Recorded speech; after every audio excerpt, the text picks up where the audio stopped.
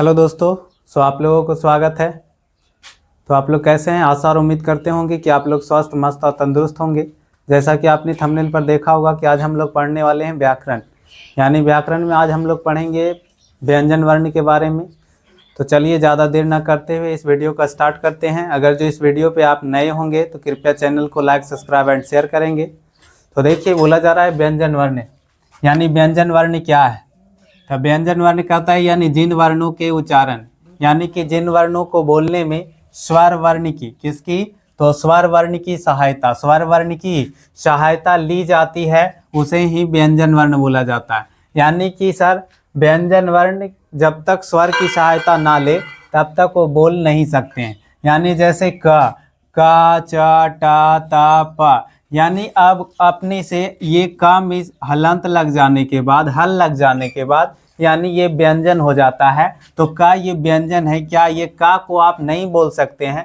यानी कि का की अंतिम ध्वनि है, यानी का जो बना है का हलंत जमा आ को मिलने से। यानी कि का की जो अंतिम ध्वनि जब तक स्वर, यानी का बोलिए, की बोलिए, यानी कोई भी वर्ण ऐसा बोलेंगे व्यंजन वर्ण में, कोई भी ऐसा वर्ण नहीं होगा जिसमें स्वर की सहायता नहीं ली जा रही है। जैसे का बोलते हैं तो का की अंतिम ध्वनि आ है, आ बोलते हैं, का बोलते हैं तो आ आता है, की बोलते हैं तो ई आता है। इसी प्रकार यानी व्यंजन वर्ण में यानी स्वर की सहायता ली जाती है। अब देखिए, व्यंजन वर्ण की बोला जाए कितने होते हैं तो व्यंजन वर्ण 33 होते हैं। कितने होते हैं तो 33 होते हैं। अब ये 33 कौन होते हैं हम जान रहे हैं आगे।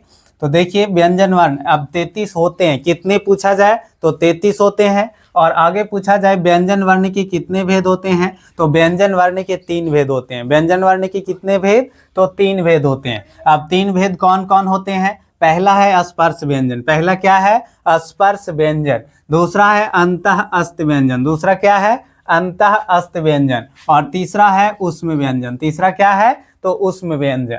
अब देखिए, सबसे पहला बोला जा रहा है स्पर्श व्यंजन क्या है। स्पर्श व्यंजन को हम लोग वर्गीय व्यंजन भी कहते हैं। यानी स्पर्श व्यंजन को क्या बोला जाता है तो वर्गीय व्यंजन बोला जाता है। वर्गीय क्यों बोला जाता है सर? क्योंकि अब देखिए, का वर्ग में 5 वर्ण होते हैं, चा वर्ग, टा वर्ग, ता वर्ग और प वर्ग मिला के यानी 25 वर्ण होते हैं। जो 25 किसका स्क्वायर है तो 5 का स्क्वायर है। यानी कि 5 का वर्ग 25 है, इसीलिए इसे क्या बोला जाता है तो वर्गीय व्यंजन। और ऐसे भी देख सकते हैं का वर्ग वर्ग वर्ग लगा हुआ है वर्ग, यानी कि इसीलिए इसे क्या बोला जाता है तो स्पर्श व्यंजन। अब देखिए, स्पर्श व्यंजन यानी वर्गीय व्यंजन क्या है तो बोलेंगे जिन वर्णों के उच्चारण करते समय, यानी कि जिन वर्णों को बोलते समय, जिन वर्णों को बोलते समय जिह्वा, जिह्वा कहा जाए तो जीव, जिह्वा मीन्स क्या होता है जीव, मुख के किसके मुख के भिन्न भिन्न या अलग अलग, यानी ये 2 बार लिखा हुआ है, मतलब भिन्न भिन्न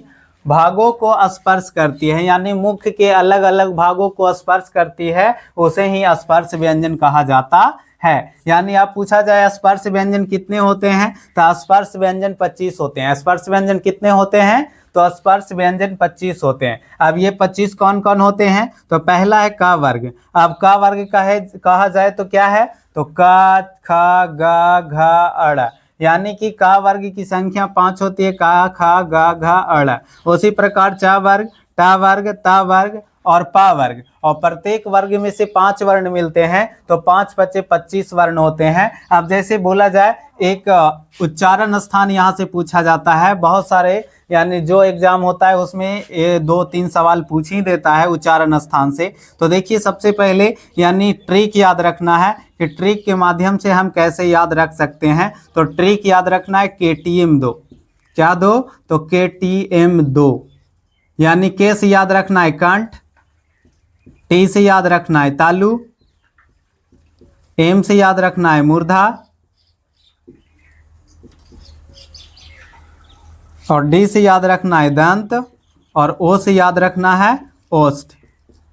और इस पे आगे बैठा के चलेंगे। इस पे का कहा जाए तो का वर्ग, टी कहा जाए तो चा वर्ग, एम पर ता वर्ग, टा वर्ग,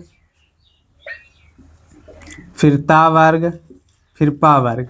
इसी प्रकार से आप याद रख सकते हैं। यानी KTMDO। तो के से याद रखने का कंठ, यानी टी से तालु, एम से मूर्धा और ओ डी से दंत और ओ से ओष्ठ। इस पे बैठा सकते हैं का वर्ग, चा वर्ग, टा वर्ग, ता वर्ग और पा वर्ग। यानी यहाँ से आप आसानी से बता सकते हैं, ये ट्रिक आप याद रखेंगे। यानी क्या दो, तो केटीएम दो। क्या याद रखना है, केटीएम दो। तो का वर्ग बोला जाए तो का, खा, गा, घा, अड़ा। इसका उच्चारण कहाँ से होता है, तो कंठ से होता है, यानी कि यहाँ से होता है। यहाँ के बाद यानी कंठ के आगे चलता है तालु, यानी कि चा वर्ग का उच्चारण, चा वर्ग बोला जाए चा, छा, जा, झा, इया। इसका उच्चारण कहाँ से होता है, तो तालु से। यानी जीभ है वो ऊपर यानी कि सटता है, उसे ही तालु बोला जाता है। अगला है यानी टा वर्ग बोला जाए तो टा, ठा, डा, ढा, टवर्गीन।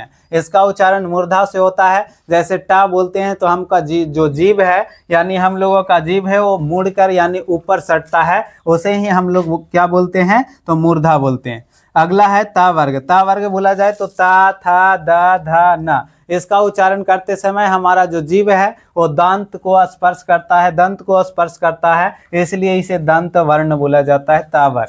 अगला है पा वर्ग। पा वर्ग बोला जाए तो पा, फा, बा, भा, मा। इसके उच्चारण में यानी हमारे दोनों ओष्ठ होते हैं वो आपस में सटते हैं, तभी आप बोल सकते हैं। जैसे पा बोले तो पा बोलने के बाद हमारा दोनों ओष्ठ सट रहा है, फा बोले, बा बोले, भा बोले, माँ बोले। अगर जो आप बोलना चाहे तो यानी दोनों ओष्ठ को अलग करके बोलना चाहे तो आप नहीं बोल सकते हैं। यानी पा, जब तक ओष्ठ दोनों नहीं सटे तब तक आप पा वर्ग का उच्चारण नहीं कर सकते। अगला क्लास में हम लोग जानेंगे यानी अंता अस्त व्यंजन के बारे में और उष्म व्यंजन के बारे में। आज का क्लास यहीं तक, फिर मिलेंगे हम लोग नेक्स्ट वीडियो में। तब तक के लिए राधे राधे।